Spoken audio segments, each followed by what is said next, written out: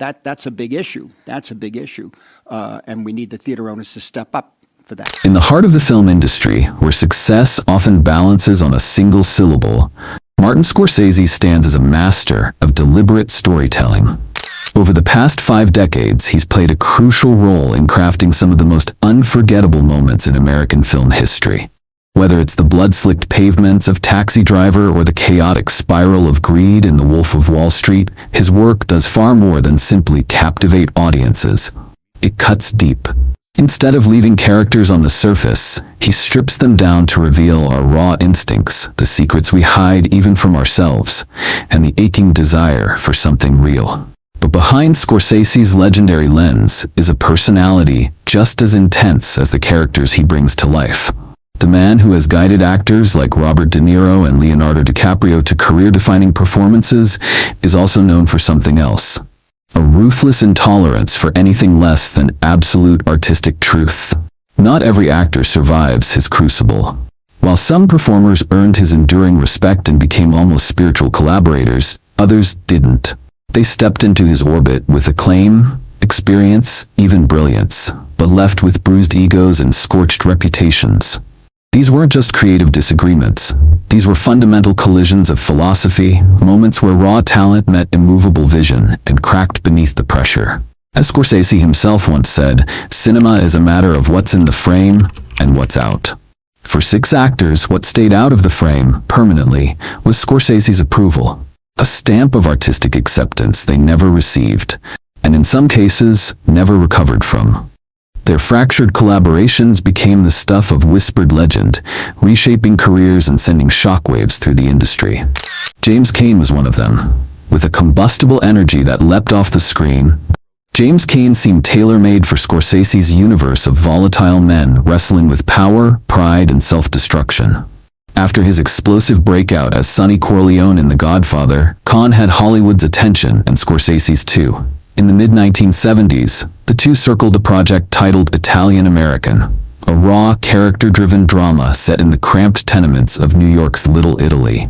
On paper, it was a perfect match. In practice, it became a cautionary tale.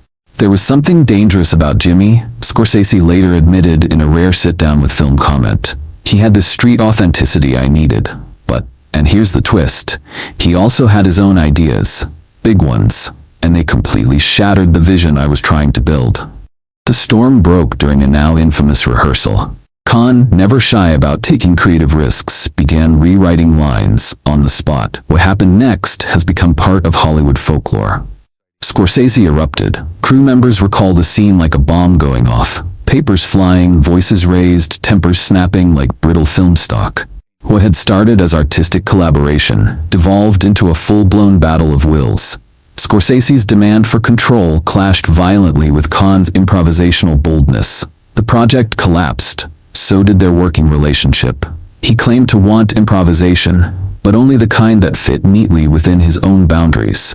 There's creative freedom, Sayan told The New Yorker years later, and then there's whatever the hell that was. Within just weeks, the project imploded. Publicly, Scorsese chalked it up to creative differences. Privately, he told close confidants that Sayan had been utterly unmanageable. Though both men would go on to enjoy extraordinary careers in the industry, they kept each other at arm's length for decades. Their short-lived collaboration became one of those rare cinematic near misses, a tantalizing what if that still sparks debates among film historians. Mark Wahlberg. The behind-the-scenes friction between Martin Scorsese and Mark Wahlberg during The Departed ranks among modern cinema's most riveting creative rifts. Cast as the explosive Staff Sergeant Dignam, Wahlberg brought raw Boston grit and that unmistakable streetwise energy to the role. It was exactly what Scorsese initially wanted. Mark had this athleticism, this street credibility I needed for Dignam, the director later said in a Directors Guild interview. But their collaboration quickly soured. Wahlberg, known for his instinctive, no-frills approach, resisted Scorsese's push to excavate the character's inner life. Tensions boiled over during the filming of Dignam's profanity-laced office scenes.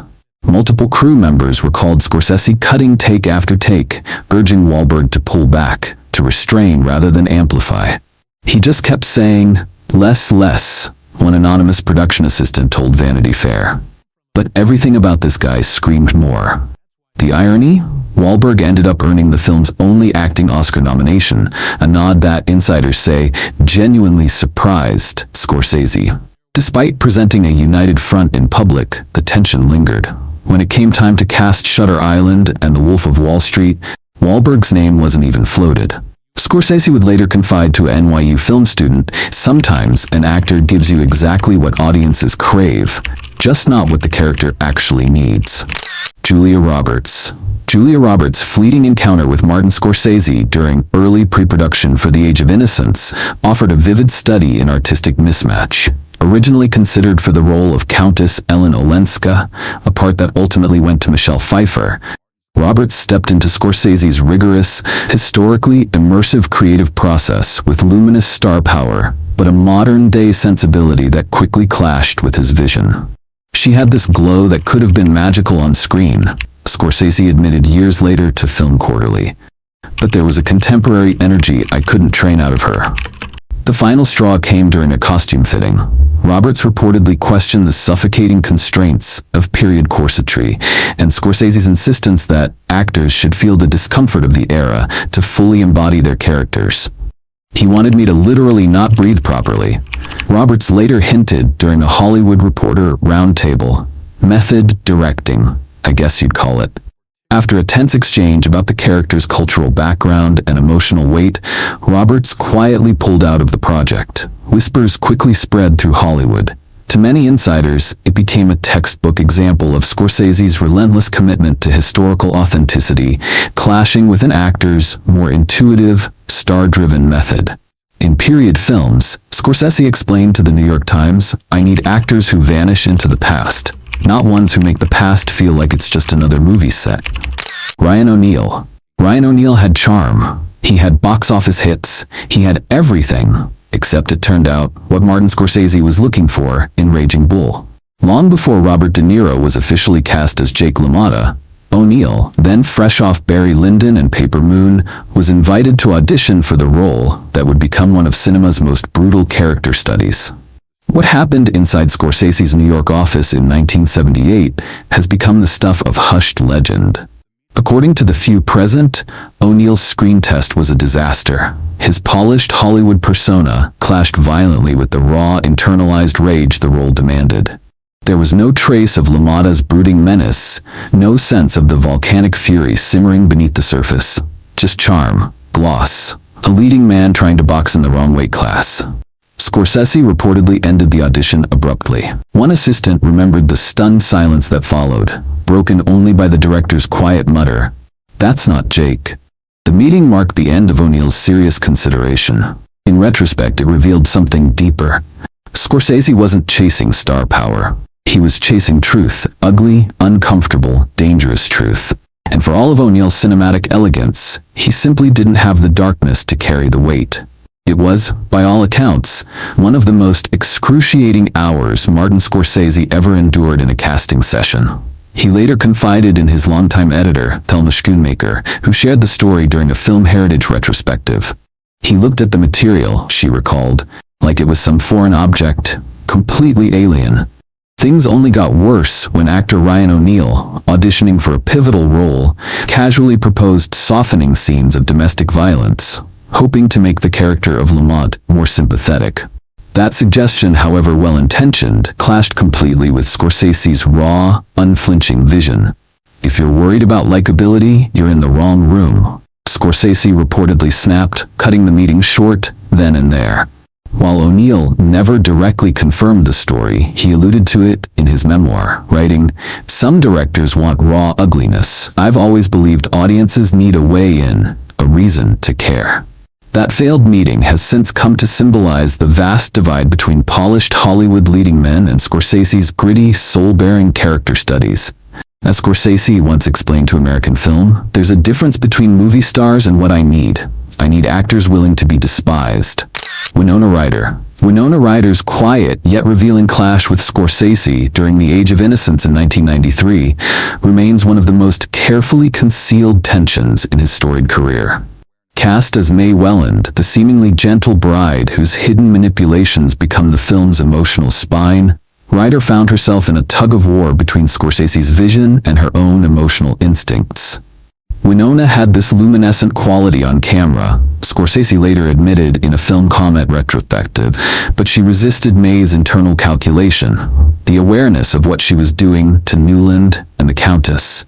The creative tension peaked during the engagement party scene at the van der Luyden's mansion. Production halted for nearly 6 hours as Scorsese repeatedly pushed Ryder to embody a very specific emotional contradiction: innocent manipulation. According to production designer Dante Ferretti, Martin would whisper to her for 20-30 minutes between takes. She'd come out red-eyed, then the camera would roll, and he'd whisper again. Behind the scenes, the mood grew strained, especially during the emotionally critical moment when May reveals her pregnancy. Script supervisor Martha Pinson, in a rare interview with Sight and Sound, offered a telling insight. It started with Martin trying to build a perfect balance, Victorian elegance covering ruthless emotional warfare. Winona wanted to humanize May, to show her pain. Martin felt that undermined her strength. Despite the tension, Ryder delivered a performance that earned her an Oscar nomination.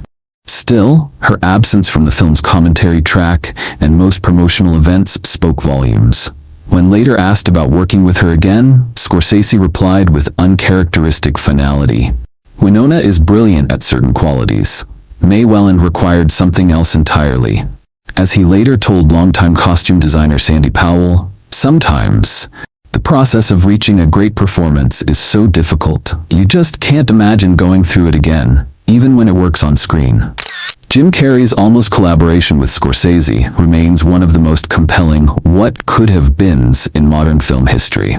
Fresh off the dual triumphs of The Truman Show and Man on the Moon, Carrey was briefly attached to Scorsese's long-gestating Howard Hughes biopic, a darker, more psychological version of what would later become The Aviator. Scorsese initially saw promise. Jim has this manic energy, he told Premiere magazine, that could capture Hughes's brilliance and eccentricity. But there was a catch. It needed to be focused with surgical precision. The turning point came during an intensive character development workshop in Scorsese's New York office. Carrey came prepared, overflowing with ideas and improvisational takes, even performing different physical versions of Hughes at various life stages. Production designer Dante Ferretti, who was present, remembered it vividly. Jim was transforming himself right there. But Martin, he just went quieter and quieter. The room's temperature dropped with every minute. The real issues surfaced during a discussion on script fidelity. Scorsese required rigid, word-perfect execution. Carrey thrived on improvisation. Afterward, Scorsese told producing partner Barbara DeFina, "There are two types of brilliance in acting. Jim's is undeniable, but it doesn't work with my process." The project unraveled shortly after. Carrey moved on to Bruce Almighty, and Scorsese re-envisioned the film with Leonardo DiCaprio in the lead. Years later, Scorsese gave a candid reflection during a masterclass at NYU. "Some actors are such singular artists, they create their own universe. But my films need actors who will live entirely within mine." That unrealized collaboration remains a stark example of how even two enormous talents can miss each other completely, when the creative planets refuse to align. As Carrey would later say in 2015 with a smile, "Sometimes the greatest gift is a door that stays closed." In cinema, few dynamics are as consequential, or as combustible, as those between director and actor. But in Scorsese's universe, those relationships are more than working partnerships. They're battlegrounds. And the 6 actors who clashed with him all shared one trait: extraordinary talent that, for one reason or another, couldn't mesh with his razor-sharp, exacting vision. These encounters lay bare the essence of Scorsese's filmmaking ethos, where technical mastery must be fused with raw, emotional surrender. In an age where algorithms dictate content and formulas rule storytelling, these behind-the-scenes confrontations serve as powerful reminders. True art isn't about compromise. It's about conviction. Sometimes, even obsession. If you found this dive into cinematic conflict fascinating, don't forget to hit that subscribe button. There's so much more to uncover in the untamed world of film.